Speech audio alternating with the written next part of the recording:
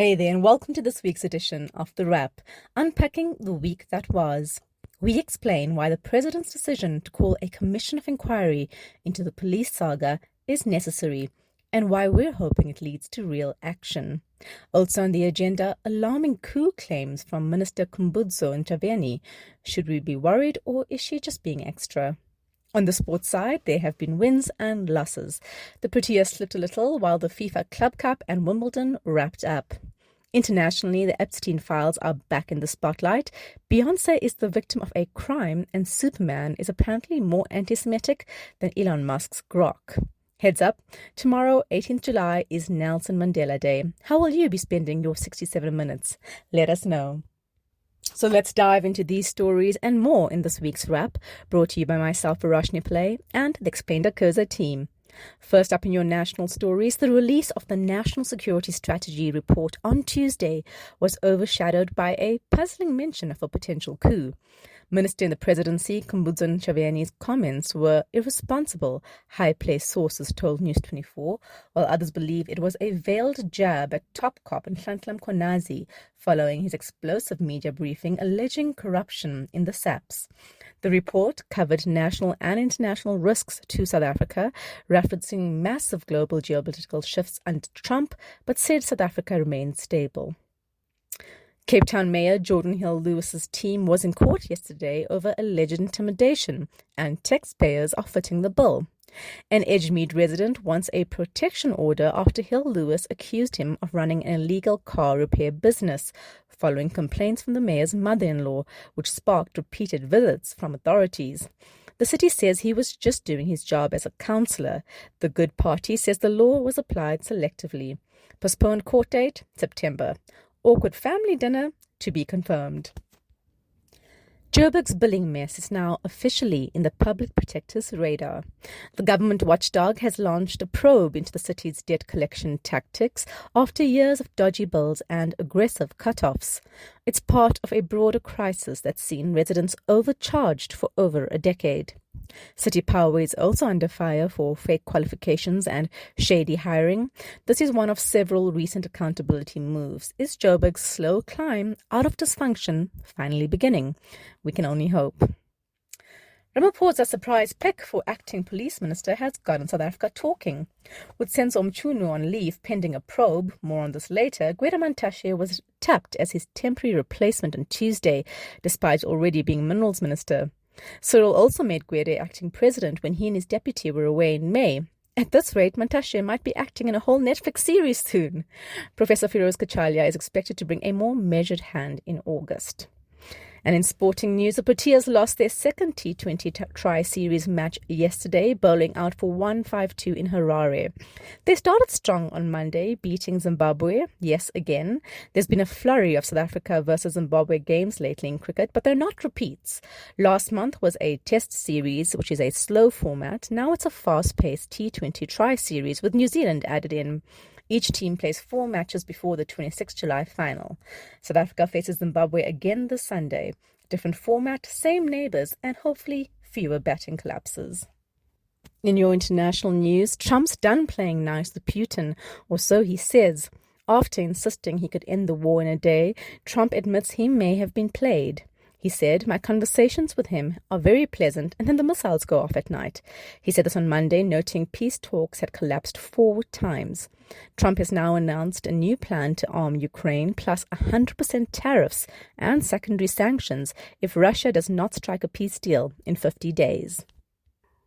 Former Nigerian President Muhammadu Buhari passed away in London on Sunday, aged 82. Buhari led Nigeria twice, first as a military ruler in the 80s and then as an elected president from 2015 to 2023 for 2 terms.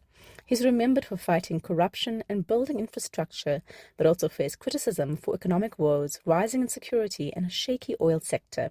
Nigeria declared 7 days of national mourning and a public holiday to honor Buhari's complicated legacy. Back to the sporting world, we saw some memorable wins this past week. In the US, the newly reformatted FIFA Club Cup wrapped up with Chelsea defeating Paris Saint-Germain 3-0. Across the pond, Jannik Sinner won his first Wimbledon title on Sunday, defeating Carlos Alcaraz in 4 sets, while Iga Swiatek claimed her 6th Grand Slam with a historic 6-love victory over Amanda Anisimova, the most lopsided women's final in over a century. In a delicious twist, the MAGA Epstein conspiracy is dividing the movement. Right-wingers once claimed the government was hiding the sex offenders' secrets to protect elites. Now those people, like FBI head Kash Patel and his deputy, are in charge, and the Justice Department announced last week they found nothing. Their base has turned on the administration. Trump lashed out online yesterday, saying he does not need their support and blamed Democrats instead. They came for the deep state, and now they are the deep state. And finally, new entertainment news. Beyoncé's vault has been breached, and no, this is not a new album drop. Last Tuesday, just days before her final Atlanta show, thieves broke into a rental car belonging to her choreographer Christopher Grant and dancer DeAndre Blue. In the heist, laptops, hard drives, and gasp, unreleased Beyoncé music, along with set lists, footage plans, and more. The Bayhive is shaken, and arrest warrants out. We want names and the tracks. First up in your big stories, the police corruption inquiry. Everything you need to know. It's been a busy 11 days since the explosive press briefing by KwaZulu-Natal top cop Nhlanhla Mkhwanazi. Recap. He alleged high-ranking officials interfered with investigations into political killings in KZN, and that there was pressure to disband a unit investigating those killings, pointing fingers at Police Minister Senzo Mchunu and Deputy Police Commissioner Shadrack Sibiya. The country has been borderline obsessed since, with public response also spilling into the streets. A march in Joburg and an MK-organized march in both Soweto and Durban drew hundreds, demanding the reinstatement of the disbanded task team. The growing calls for accountability led to President Ramaphosa calling a family meeting on Sunday night. As anticipated, he announced a judicial commission of inquiry into the allegations, a move that saw jaded South Africans do a collective eye roll. Our president has a penchant for talk shops, but we think allegations this serious do deserve an independent inquiry. Mchunu and Sibiya have both been placed on special leave. Ramaphosa has tapped Professor Feroz Kachalia, an academic and former politician, to serve as the acting police minister from August while the commission carries out its work. Kachalia's experience could come in handy. He is an anti-apartheid activist and respected law professor. Plus, he served as MEC for Community Safety until 2009 during a period of major crime-fighting reforms in Gauteng, IOL reports. Back to the inquiry, it will be led by Acting Deputy Chief Justice Mbuyiseli Madlanga, who begins work once he formally retires later this month, date to be confirmed. So much for going into retirement. Ramaphosa has set 3- and 6-month deadlines for interim reports from the Commission, but we know from experience that these things tend to run late. Looking at you, Zondo. Reactions have been loud and varied. The DA cautiously welcomed Mchunu's suspension, but warned against another Zondo-style dead end. The EFF called the inquiry a smokescreen designed to shield Mchunu, and the MK party labelled the decision to place Mchunu on leave politically dodgy. Yesterday, while tabling the presidency's budget in Parliament, Ramaphosa defended his move to set up the commission to opposition parties, saying that while Mkhwanazi's claims were serious, they were untested. SS law enforcement saga is just getting started. Grab the popcorn. Back in the US, the country has deported 5 people it has described as criminal illegal aliens to our neighbors in the east, Eswatini. The 5 are from Vietnam, Laos, Jamaica, Cuba, and Yemen. Their deportation to Africa's last absolute monarchy is part of what the US calls third country removals, which were cleared by the US Supreme Court earlier this month. The deportees landed in Eswatini on Tuesday, and their deportation was announced by the U.S. Department of Homeland Security spokeswoman Tricia McLachlan. McLachlan said these deportees, who had been in prison for a range of serious crimes, were so uniquely barbaric that their own countries had refused to take them back. So why send them to Africa? It's giving Australia 2.0. Eswatini has, however, said it would work with the U.S. government and the International Organization for Migration to repatriate the deportees who are currently in correctional facilities to their home countries. In early July, the U.S. Supreme Court ruled that the Trump administration could deport 8 migrants to South Sudan. Only one of the 8 was actually from South Sudan. The families allegedly have not heard from them since. McLachlan called the South Sudan move a win for the rule of law, safety and security for the American people. It's worth noting that the Eswatini monarchy has been accused of terrible human rights abuses. King Mswati III has been in power since 1986 and lives a lavish lifestyle with his 11 wives and 45 children, while his citizens starve. The Eswatini government has shut down any form of unrest with violence and at times media blackouts. Its authorities have declined to say what the US offered it in exchange for these prisoners. Here's accepting that that's the only plane that lands so close to us here in South Africa. In your entertainment news, Superman is labelled as anti-Semitic while Musk's Grok praises Hitler. Is it a bird? Is it a plane? Apparently it's anti-Semitism. James Gunn's new Superman film hit theatres last weekend, and the movie's themes have triggered a particular crowd. Fox News pundits have denounced the film as super woke, accusing it of lecturing audiences, pushing leftist ideology, and bizarrely being anti-Semitic.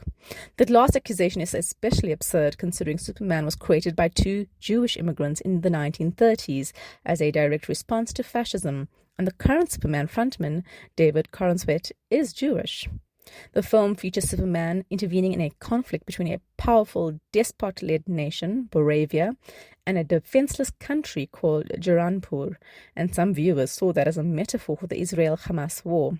Over in the actual anti-Semitic department, Musk's AI company, XAI, was forced to apologize last Saturday after its chatbot Grok praised Adolf Hitler. Yes, seriously. It referred to itself as Mecha Hitler and made anti-Semitic comments in response to user queries. In some now deleted posts, it referred to a person with a common Jewish surname as someone who was now, quote, celebrating the tragic death of white kids, close quote, in the Texas floods as future fascists. When asked which 20th century figure could tackle so-called anti-white hate, the chatbot bluntly replied, Adolf Hitler, no question.